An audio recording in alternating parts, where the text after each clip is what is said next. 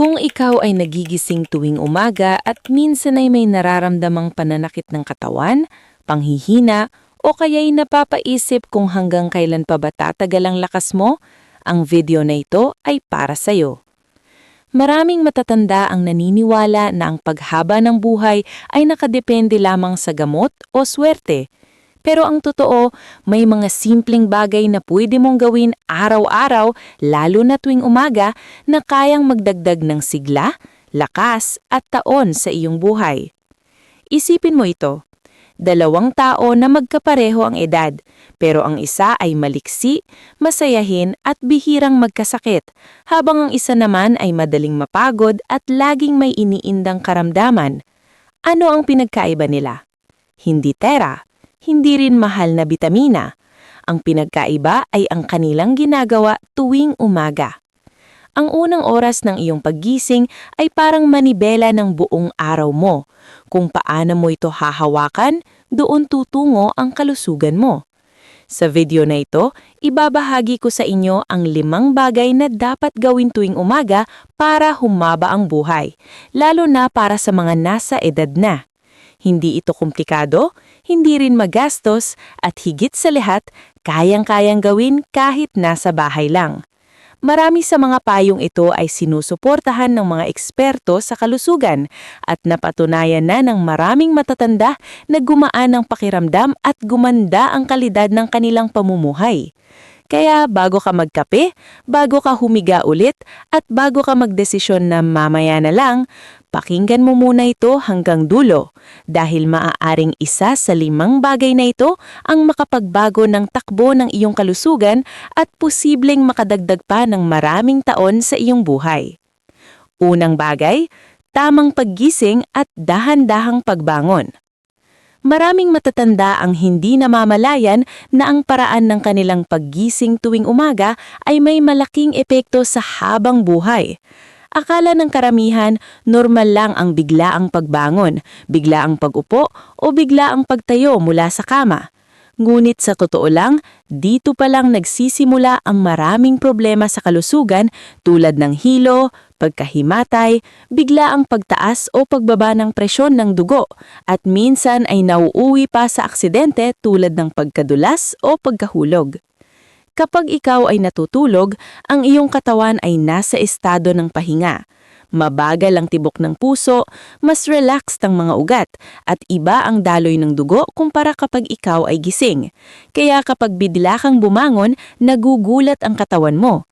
Hindi agad nakakahabol ang puso at utak sa pagbabago ng posisyon. Ito ang dahilan kung bakit maraming matatanda ang biglang nahihilo o parang umiikot ang paningin pagkabangon pa lang. Ang tamang paggising ay nagsisimula sa pagbibigay ng oras sa katawan.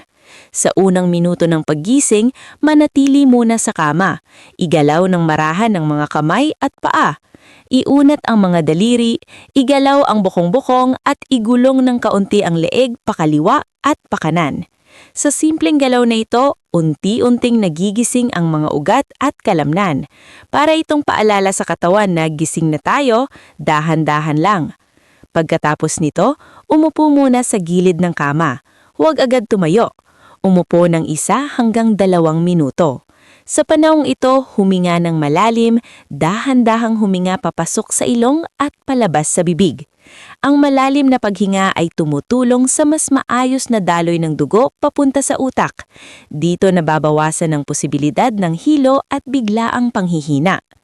Maraming eksperto ang nagsasabi na ang simpleng pag-upo muna bago tumayo ay malaking tulong lalo na sa may alta presyon, diabetes o problema sa puso. Dahil sa edad, nagiging mas sensitibo ang katawan sa pagbabago ng posisyon, kaya ang dahan-dahang pagbangon ay parang proteksyon laban sa biglaang stress sa katawan. Kapag handa ka na, saka ka lang tumayo. Siguraduhing matagag ang paa sa sahig. Kung kinakailangan, humawak muna sa kama o sa dingding. Walang masama sa pagiging maingat. Tandaan, ang layunin ay hindi lang makabangon, kundi makabangon ng ligtas at malusog araw-araw. Ang tamang paggising ay hindi lang tungkol sa pag-iwas sa hilo o aksidente. May kinalaman din ito sa kalusugan ng puso at utak. Kapag hindi palaging nagugulat ang katawan, mas maayos ang regulasyon ng presyon ng dugo. Mas nababawasan ang stress hormones na pwedeng magdulot ng inflammation o pamamaga sa loob ng katawan. Sa mahabang panahon, nakakatulong ito para mapabagal ang pagtanda ng mga ugat at puso. Ikalawang bagay, pag-inom ng tubig pagkagising pa lang. Isa sa pinaka-nakakalimutang gawain ng maraming matatanda tuwing umaga ay ang tamang pag-inom ng tubig. Marami ang sanay na kape agad ang hinahanap, may iba naman ay diretsyo na sa almusal. Pero ang hindi alam ng karamihan, ang katawan ng tao ay dumadaan sa mahabang oras ng hindi pag-inom ng tubig habang natutulog. Sa loob ng 6 hanggang 8 oras, unti-unting nauubos ang tubig sa katawan dahil sa paghinga, pagpapawis, at mga prosesong nangyayari sa loob natin kahit tayo ay mahimbing na natutulog. Pagkagising mo sa umaga, ang katawan mo ay dehydrated kahit hindi mo pa ito nararamdaman. Ang dugo ay mas malapot, mas mabagal ang sirkulasyon, at mas nahihirapan ang puso na bumomba ng dugo papunta sa utak at iba pang bahagi ng katawan. Para sa mga matatanda, mas delikado ito dahil ang kanilang mga ugat ay hindi na kasing elastic ng dati. Kapag makapalang dugo at kulang sa tubig ang katawan, mas tumataas ang panganib ng alta presyon, pamumuo ng dugo, at stroke. Ang simpleng pag-inom ng 1 basong tubig pagkagising pa lang ay may napakalaking benepisyo. Para itong pag-on ng makina na matagal nang nakapatay. Kapag uminom ka ng tubig, unti-unting numinipis ang dugo, bumubuti ang daloy nito at nababawasan ang bigat ng trabaho ng puso. Mas madaling makarating ang oxygen sa utak, kaya mas nagiging malinaw ang isip at mas nababawasan ang antok at hilo. Maraming matatanda ang nagsasabi na madalas daw silang masakit ang ulo sa umaga o parang mabigat ang pakiramdam ng ulo. Sa maraming kaso, hindi ito sakit, kakulangan lang ito sa tubig. Kapag nasanay ka na uminom ng tubig tuwing umaga, mapapansin mong mas bihira na ang pananakit ng ulo at mas magaan ang pakiramdam ng katawan. Mahalagang linawin na tubig ang tinutukoy, hindi kape, hindi tsaa at hindi matatamis na inumin. Ang kape ay may caffeine na maaaring magpalabas pa ng tubig sa katawan. Ang matatamis na inumin naman ay pwedeng magpataas ng asukal sa dugo, na delikado lalo na sa may diabetes. Ang malinis na tubig ang pinakaligtas at pinaka-epektibo. Para sa mga matatanda, sapat na ang 1 baso hanggang 2 baso ng tubig sa unang 15 minuto ng paggising. Hindi kailangang malamig, mas mainam ang maligamgam o room temperature na tubig. Ang malamig na tubig ay maaring magdulot ng paninikip ng ugat, lalo na sa may sensitibong tiyan o problema sa puso. Ang pag-inom ng tubig sa umaga ay hindi lang para sa dugo at puso. Malaki rin ang naitutulong nito sa bituka at pagdumi. Maraming matatanda ang hirap sa constipation o hirap dumumi. Isa sa pangunahing dahilan nito, kakulangan sa tubig. Kapag uminom ka lang tubig pagkagising pa lang, nagigising din ang bituka at mas nagiging regular ang pagdumi. Ang maayos na pagdumi ay mahalaga dahil dito inilalabas ng katawan ang mga lason na maaaring magdulot ng sakit kapag naiipon. Ikatlong bagay, banayad na galaw at pag-unat ng katawan tuwing umaga. Maraming matatanda ang naniniwala na kapag masakit na ang katawan o kapag may edad na, mas mabuting huwag na lang gumalaw. Pero ito ang isa sa pinakamalaking maling paniniwala pagdating sa kalusugan at mahabang buhay. Ang katotohanan, ang hindi paggalaw ang mas nagpapabilis ng pagtanda ng katawan. Kapag hindi nagagamit ang mga kasukasuan at kalamnan, mas lalo silang naninigas, humihina at nagiging sanhi ng mas madalas na pananakit. Sa paggising pa lang sa umaga, ang katawan ay matigas at parang kinakalawang. Mabagal ang daloy ng dugo at kulang sa oxygen ang mga kalamnan dahil sa mahabang oras ng hindi paggalaw habang natutulog. Kaya kapag bigla kang kumilos ng mabigat o umupo lang buong umaga, mas tumitindi ang paninigas at sakit ng katawan. Dito pumapasok ang kahalagahan ng banayad na pag-unat at simpleng galaw. Hindi kailangan ng mabibigat na ehersisyo. Hindi kailangang tumakbo o magbuhat ng mabigat. Ang sapat ay ang marahang paggalaw ng bawat bahagi ng katawan. Pagkabangon mo, igalaw ang leeg pakaliwa at pakanan, pataas at pababa.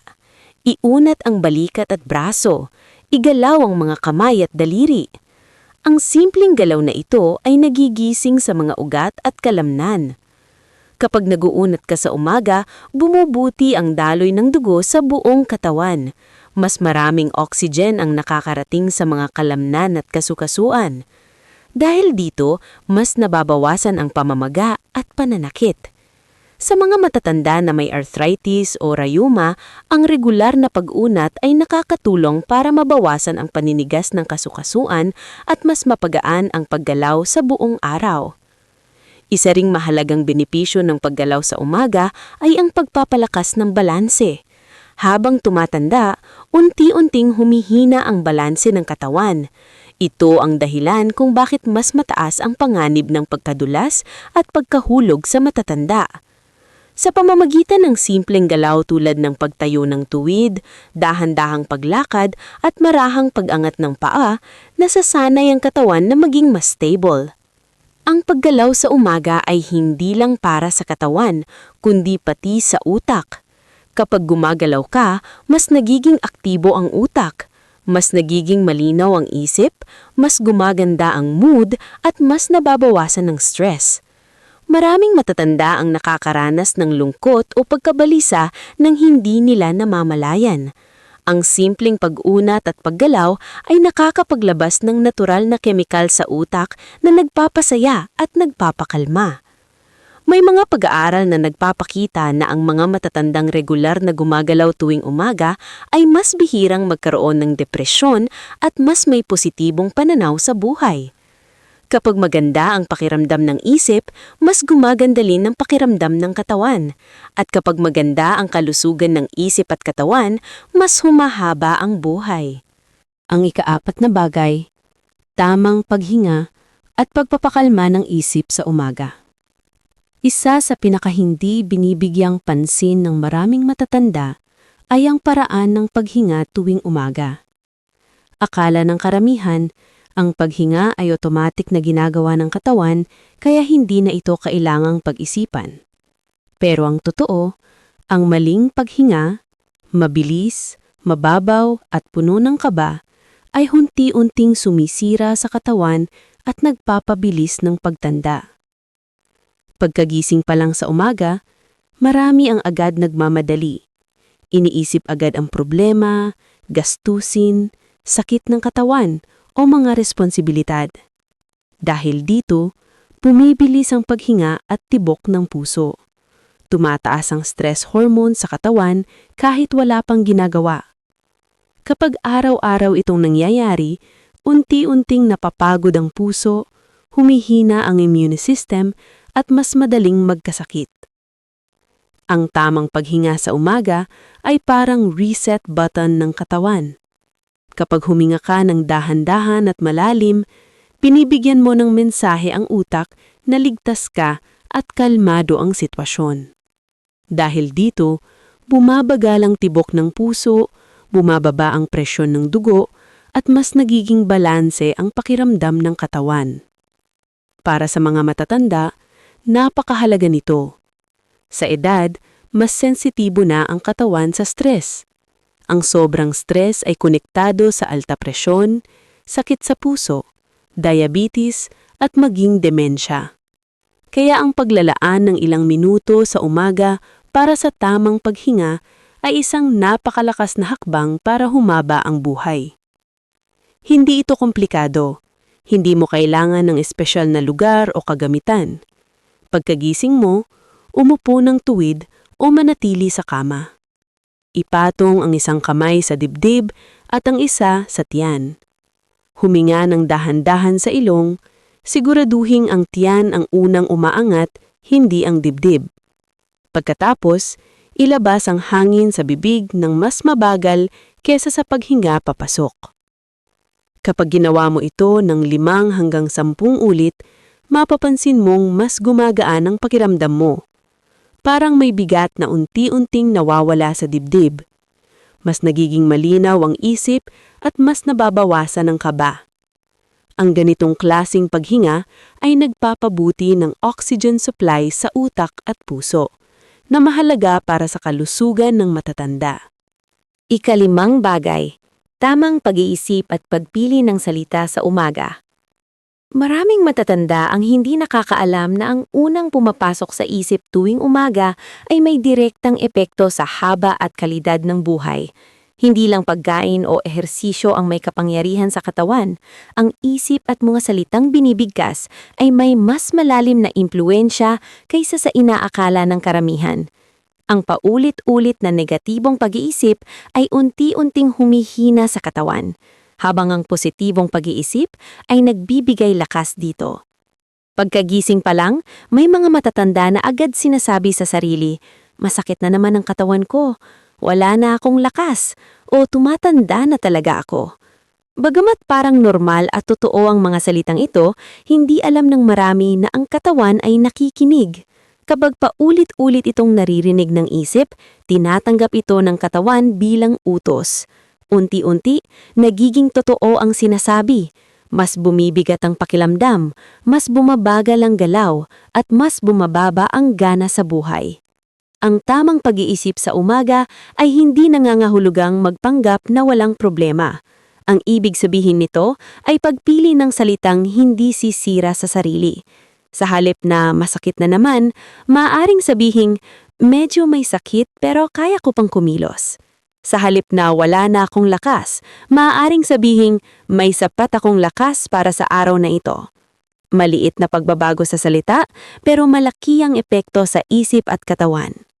May koneksyon ng isip at katawan na hindi nakikita pero ramdam. Kapag positibo ang isip, mas nagiging aktibo ang immune system. Mas bumubuti ang pag-recover ng katawan. Mas nababawasan ang stress hormones na sumisira sa mga ugat at puso. Kaya ang mga matatanda na may positibong pananaw ay kadalasang mas bihirang magkasakit at mas mahaba ang buhay. Mahalaga ring bantayan ang mga salitang binibigkas sa ibang tao tuwing umaga. Kung ang unang usapan ay reklamo, galit o panghuhusga, bumibigat agad ang emosyon. Ang bigat ng emosyon ay direktang bumibigat sa katawan. Kapag araw-araw ganito ang simula ng araw, unti-unting nauubos ang lakas ng loob at katawan. Sa halip, subukang magsalita ng mabuti, kahit simpleng pagbati, pasasalamat o tahimik na panalangin. Ang pasasalamat ay isa sa pinakamakapangyarihang ugali para sa mahabang buhay. Kapag marunong magpasalamat ang isang tao, mas nagiging kontento siya. Mas nababawasan ng stress at mas nagiging kalmado ang isip. Ang tamang pag-iisip sa umaga ay parang pagprograma ng araw. Kung ano ang itinanim mo sa isip, iyon ang tutubo sa kilos, emosyon at desisyon. Kung itinanim mo ang takot at reklamo, iyon ang aanihin mo. Kung itinanim mo ang lakas at pag-asa, mas magaan ang buong araw. Maraming matatanda ang nakaranas na gumaan ang pakiramdam hindi dahil sa bagong gamot, kundi dahil binago nila ang paraan ng pag-iisip. Hindi man agad nawawala ang sakit ng katawan, mas nagiging matatag ang loob. At kapag matatag ang loob, mas nagiging matibay ang katawan. Hindi rin dapat maliitin ang panalangin o tahimik na pakikiusap sa sarili sa umaga. Para sa marami, ito ang nagbibigay na lakas at direksyon. Hindi ito usapin ng relihiyon lamang, kundi ng pagkakaroon ng kapayapaan sa loob. Kapag payapa ang loob, mas maayos ang tibok ng puso at mas balanse ang buong sistema ng katawan. Sa edad, mas nagiging malinaw na ang buhay ay hindi lang tungkol sa dami ng taon, kundi sa kalidad ng bawat araw. Ang tamang pag-iisip sa umaga ay tumutulong para ang bawat araw ay may saysay, may lakas at may pag-asa. Kapag pinagsama-sama ang 5 bagay na ito, tamang paggising, pag-inom ng tubig, banayad na galaw, tamang paghinga at tamang pag-iisip, nakakabuo ka ng isang umaga na nagbibigay buhay, hindi kumukuha ng lakas. Hindi ito mahirap, hindi rin mahal, pero napakalaki ang epekto kapag ginawa araw-araw. Ang mahabang buhay ay hindi bigla ang nangyayari. Ito ay bunga ng maliliit na desisyon na ginagawa araw-araw, lalo na tuwing umaga. At ang pinakamagandang balita, Pwede mong simulan ito bukas ng umaga.